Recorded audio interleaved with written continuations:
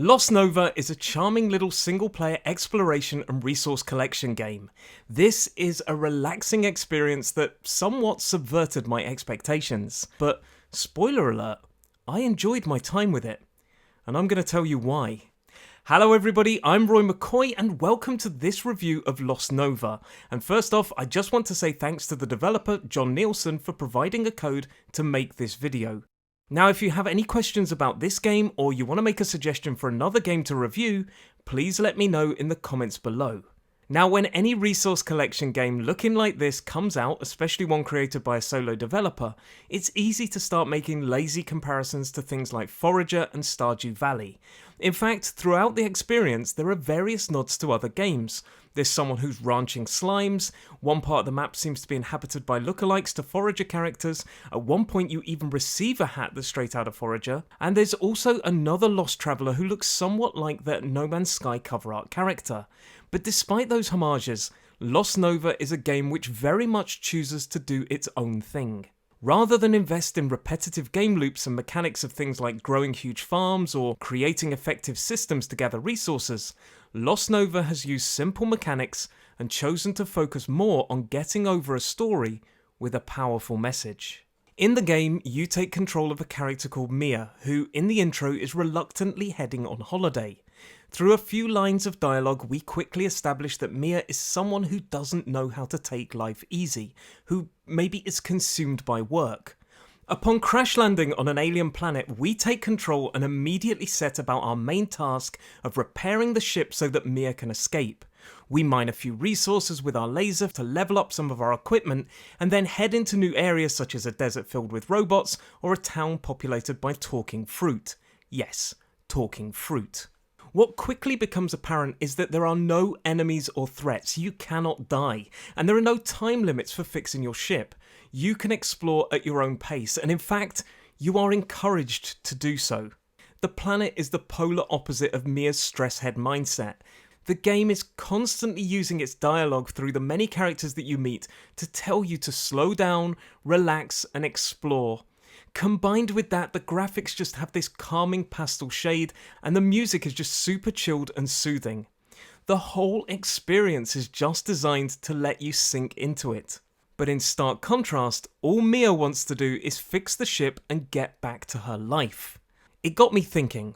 In the real world, after several years of being in lockdowns and suffering a pandemic, it felt like the developer somehow wants to remind us that we should learn to enjoy our lives once more. That we should spend time embracing our passions and not just return to a time when work consumed and dominated our lives 5 and sometimes more days per week, spending hours on trains and not much time just appreciating life. I won't ruin the plot, but it all leads to a point in which an intervention leads Mia to see where her stressful take on life has come from. And honestly, it hit home for me. It's this dynamic of relaxation versus working that's key to understanding what this game is all about. The game throws a variety of side quests and little stories to follow, but every single one of them is optional. The thing is, Lost Nova is a far shallower experience, and in my opinion worse, if you don't go off script, if you go against the message and choose work over relaxation. In short, if you ignore the side quests, in my opinion, the experience is a lot worse. But it's when you really delve into the game that it gets interesting. Now, along the way, you'll meet a frustrated robot artist who you can help to find their true calling, a talking bear whose children have run off and you can help to find them, another crashed traveller also stranded on the planet, and then there are some musicians who each want to form a band.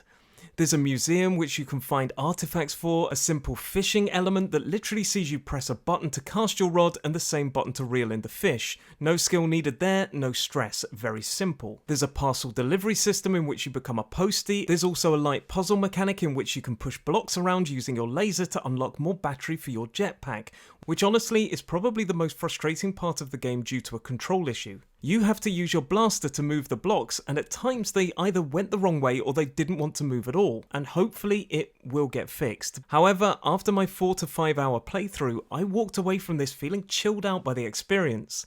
In terms of mechanics, Lost Nova has gone for a very simple approach. There's only a small number of resources to gather, the fishing is basic and no skill required. There's farming of sorts in which you plant a resource and it grows automatically, but you never really need to think about it again. your character can shoot a blaster, jump, and move, and that's it. You control Mia with the WASD and the blaster and plotting the jump with the mouse. There is slight progression in that you can upgrade some of your items like your boots or your jetpack, and you can convert resources into gems to buy things for your character. And that is pretty much it. In fact, while streaming it on Twitch, I described it as a kid-friendly game. It's nothing too taxing, and that is not designed to take anything away from it, because I really got something out of it as well, and after playing it, I felt totally chilled and relaxed, and I was very reflective on the way in which I work.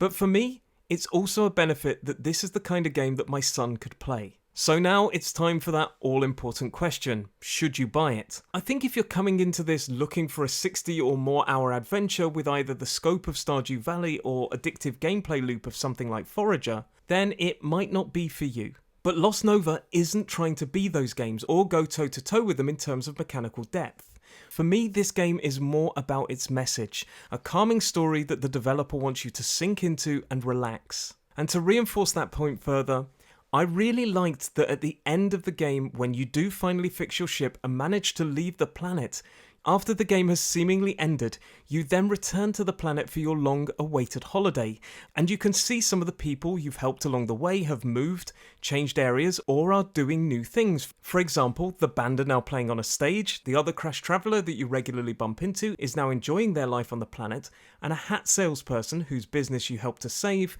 now has outlets all over the planet. I really enjoyed the fact that the game didn't just finish in what many other developers would have chosen as the logical ending. So, if you're looking for a chill experience that doesn't require too much thought but comes with a powerful message to slow down and enjoy your life, or even something kid-friendly, give this a closer look. Now, if you do have any questions about this or other games, let me know. But from me today, all it leaves me to say is thank you very much for watching, and this is Roy McCoy, out!